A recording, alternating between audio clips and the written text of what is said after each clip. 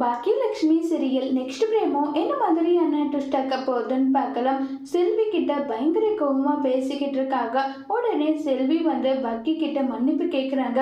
இவங்க இப்படி பேசுறதுக்கெல்லாம் நீ தப்பா எடுத்துக்காதக்கான்னு சொல்லிட்டு, விடு செல்வி, இந்த மாதிரி பல பேரை பார்த்தவங்க நம்ம, இதெல்லாம் நமக்கு ஒரு விஷயமா, விடு பார்த்துக்கலாம்னு சொல்லிட்டு செல்வி கிட்ட சொல்லிக்கிட்டு இருக்காங்க. அக்கா இங்க இருந்து போயிடுக்கா, இவரு ரவுடி ஏதாவது ஒண்ணு இடக்க மடக்கா பண்ணிட போறாரு. நான் இதை விட பல மடங்கு பல ரவுடி எல்லாம் பார்த்தவன், இதெல்லாம் எனக்கு ஒரு விஷயமே இல்லை.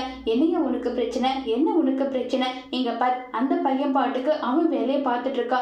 ஏதோ சின்ன சிறுசுங்க காதலிச்சுட்டாங்க, அதுக்கு என்ன வழியோ அதை தீர்க்கறதுக்கு என்ன வழியோ அதை நம்ம பார்க்கணுமா? அதை விட்டுட்டு இப்படி பண்ணிக்கிட்டு இருக்க நீ சொல்லிட்டு இருக்காங்க. ஓ, உங்க குடும்பத்தோட மான மரியாதை கப்பல்ல போகுதுன்னதுமே உடனே சமாதானம் பேச நல்லவங்க மாதிரி வந்துட்டீங்களா? என் பையன் ஒவ்வொரு ரத்தமா செஞ்சிருக்கானே, அதுக்கு என்ன பதில் சொல்ல போறீங்க? சரி, நானே வந்து சம்மதம் பேசுறேன். என் பையனுக்கு உங்க பொண்ணை கல்யாணம் பண்ணி கொடுங்க, என் பையன் நல்லபடியா பார்த்துப்பான்னு சொல்லிக்கிட்டு இருக்காங்க. அவங்க கோபுரத்துல இருக்கவங்கயா, நம்ம குப்பையில இருக்கவங்க எப்படியோ ஏணி வச்சா கூட எட்டுமான்னு சொல்லி செல்வி பேசினதும் செல்வி கன்னத்திலே பலர்னு நடிச்சிட்டு, நான் இங்க பேசிட்டு இருக்கேன்ல, நீ வாயை மூடிட்டு இருன்னு சொல்லி செல்வி மேல பயங்கர கோபப்படுறாங்க. இதை பார்த்த பாக்கியா பொங்கி எழுறாங்க. எதுக்காக இப்படி நீங்க அடிச்சிட்டு இருக்கீங்க, என்ன உங்களுக்கு பிரச்சனைன்னு சொல்லி ரொம்பவே கோபப்பட்டு பேசுறாங்க. இதுக்கு பாக்கியா என்ன சொல்யூஷன் கொடுக்க போறாங்கிறத வரப்போற எபிசோட்ல வெயிட் பண்ணி பார்க்கலாம். தேங்க்யூ.